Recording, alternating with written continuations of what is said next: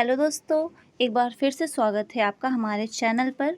आज हम पढ़ने वाले हैं हिस्ट्री, आपका जो माइनर का सब्जेक्ट है, ठीक है, उसका यूनिट सेकंड, ओके, जिसमें हम पढ़ेंगे ब्रिटिश सत्ता का विस्तार एवं सुदृढ़ीकरण।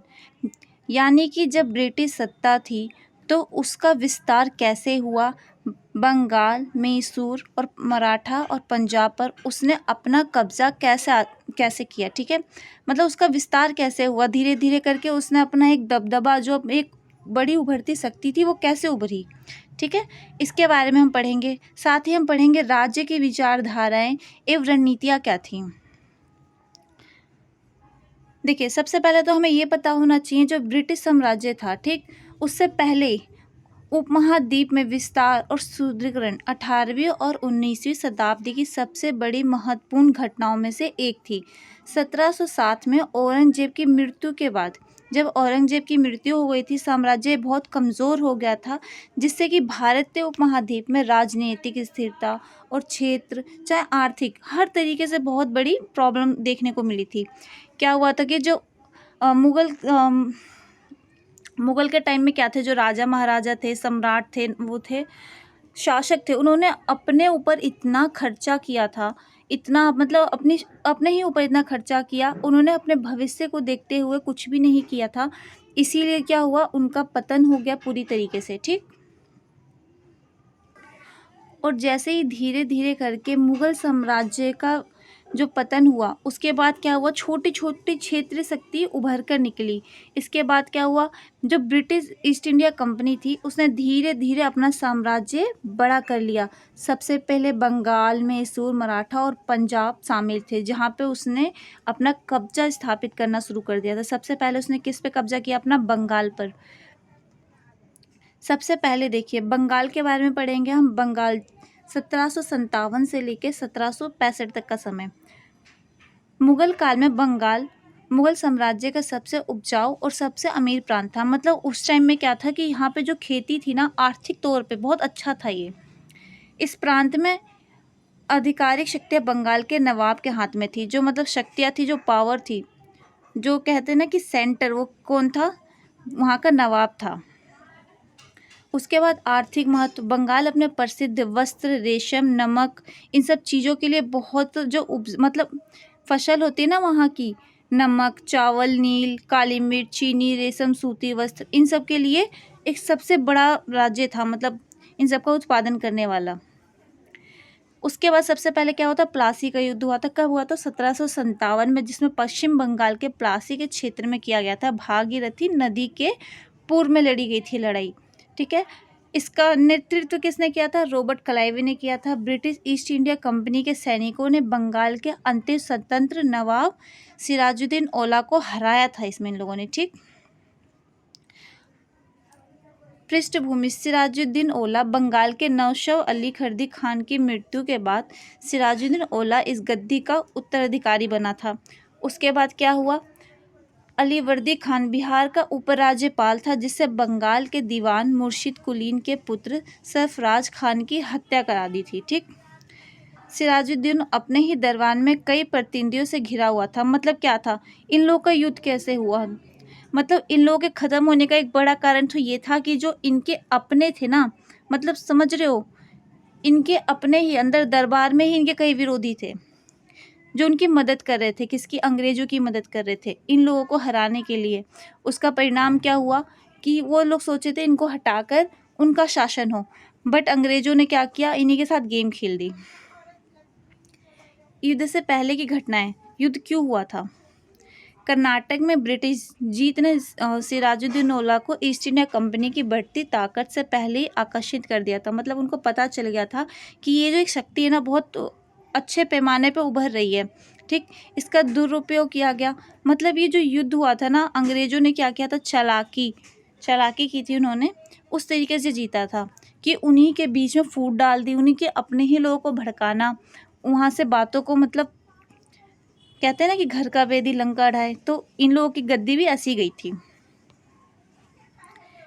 युद्ध के बाद की स्थिति क्या थी, प्लासी के युद्ध के बाद क्लाइव ने मीर जाफर को बंगाल का नवाब घोषित कर दिया था, पर मुर्शिदाबाद की गद्दी पर बैठा दिया, ओके। मीर जाफर ने पूर्व में हुए समझौते के अनुसार अंग्रेज को संतुष्ट करने के लिए कंपनी को बंगाल के 24 परगना मतलब गांव का जो एक समूह होता है ना, उसकी जिम्मेदारी दे दी थी। हालांकि मीर जाफर अंग्रेजों की महत्वाकांक्षाओं को संतुष्ट करने में असफल रहा। क्या हुआ, पहले तो इसने उसके खिलाफ जाकर अंग्रेजों की मदद की, ठीक। उसके बाद अंग्रेजों ने क्या किया, इसी को सिंहासन से हटा दिया। उसके बाद इसके दामाद को मीर कासिम को गद्दी पर बिठा दिया। बक्सर की लड़ाई। बक्सर की लड़ाई कब हुई थी? 1764 में हेक्टर मुनेरो के नेतृत्व में ब्रिटिश ईस्ट इंडिया कंपनी की सेना और मीर कासिम, जो वर्ष 1763 तक बंगाल का नवाब रहा, के नेतृत्व में अवध के नवाब सुआजाल में किया गया था, ठीक। जिसमें क्या हुआ था, इसका परिणाम क्या निकला था? इस निर्णायक लड़ाई ने बंगाल ब्रिटिश सत्ता की पुष्टि की और अंग्रेजों द्वारा कठपुतली नवाब, जो कठपुतली शासन कहते हैं ना, उसको खत्म कर दिया।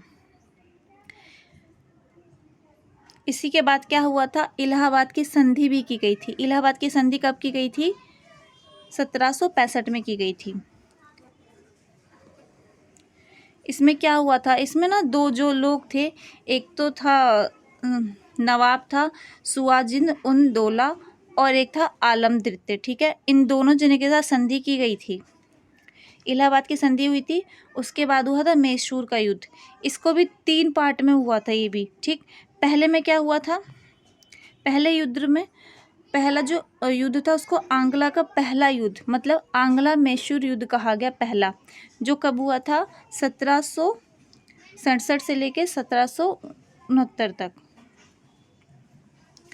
इस युद्ध में हैदर अली ने ब्रिटिश सेना के खिलाफ कुशल रणनीतियों का उपयोग किया और ब्रिटिशों को कई मोर्चों पर पराजित किया।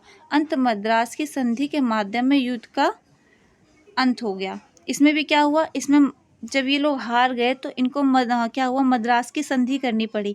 हर एक युद्ध के बाद इन्हें एक संधि करनी पड़ती थी। एक राज्य, एक जो वो था ना, उनके नाम पे करना पड़ता था उन्हें, कि वो हार चुके हैं तो उनके साथ उन्हें एक संधि करनी ही करनी है। जो भी युद्ध में हारेगा उसको उनके साथ संधि करनी है, वो एक राज्य उनको दिया जाएगा।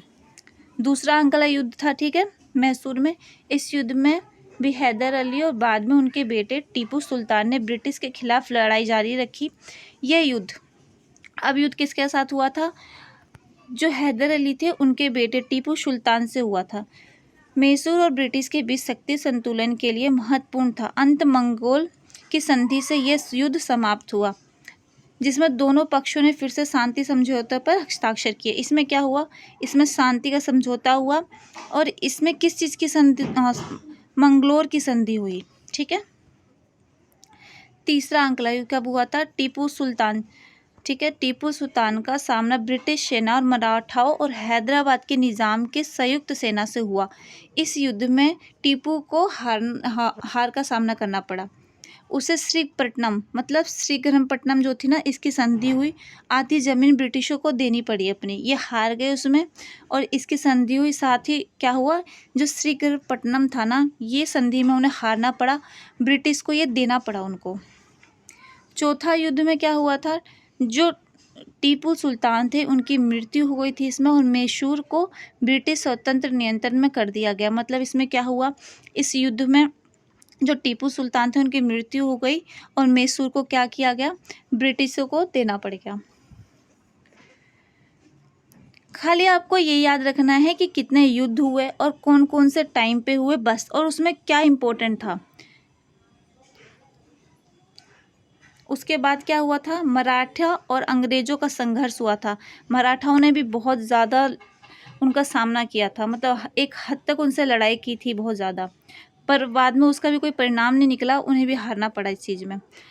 मराठा अंग्रेज संघर्ष को मुख्य 3 युद्धों के रूप में भी लड़ा गया था। ये भी 18वीं और 19वीं सदी के उत्तरार्ध में भारतीय उपमहाद्वीप में ब्रिटिश संप्रभुत्व के स्थापित करने की दिशा में महत्वपूर्ण युद्ध था।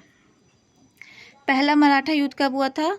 1775 से लेकर 1782 तक का। ये युद्ध ईस्ट इंडिया कंपनी और मराठा संघ के बीच हुआ था। इस युद्ध में क्या हुआ देखिए, जो पहला युद्ध था उसमें ईस्ट इंडिया कंपनी और मराठा के बीच संघ के बीच जो युद्ध हुआ, ठीक, इस युद्ध की शुरुआत में सूरत की संधि की बात हुई। पर इसमें क्या हुआ, जो एक व्यक्ति थे रघुनाथ राव, इसने क्या किया कि पेशवा बनने के लिए अंग्रेजों से सहायता मांगी कि युद्ध में वो उनकी सहायता करे। पर इसका विरोध किसने किया था, नाना फडणवीस ने, ठीक है। इन्होंने क्या किया, इसका विरोध किया। संघर्ष में कोई निर्णायक परिणाम नहीं निकला इस युद्ध में, तो इसके बाद इन्होंने क्या किया, सल्बी की संधि हुई।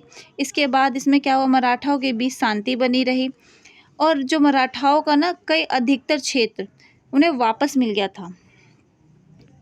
दूसरा मराठा अंग्रेज युद्ध। दूसरा युद्ध, इसमें अंग्रेजों की ना बढ़ती हुई शक्ति को देखते हुए, जैसे कि इनका बहुत ज़्यादा वर्चस्व बढ़ रहा था, तो इनका बढ़ता प्रभाव जो था, इसके कारण दूसरा युद्ध हुआ था। इसमें क्या हुआ, दक्षिण भारत और बंगाल पर अधिक से अधिक कब्जा किसका हो गया था, नियंत्रण जो था ब्रिटिशों का हो गया था। मतलब अंग्रेजों का पूरा इन्होंने क्या किया, उस टाइम तक इस पर पूरा अपना कब्जा कर लिया था। असहाय का युद्ध हुआ, जहां अंग्रेजों ने मराठाओं पर जीत हासिल की। दिल्ली का युद्ध, जहां ब्रिटिश सेना ने मराठाओं को हरा दिया और दिल्ली पर कब्जा कर लिया। इस युद्ध का अंत अंग्रेजों की विजय के साथ हुआ और बसीन की संधि, ट्रीट ऑफ बसीन 1802 में, ठीक है, द्वारा मराठाओं के प्रभाव में बड़ी कमी आई। मराठा राज्यों को अंग्रेजों के प्रति अधीनता स्वीकार करनी पड़ी।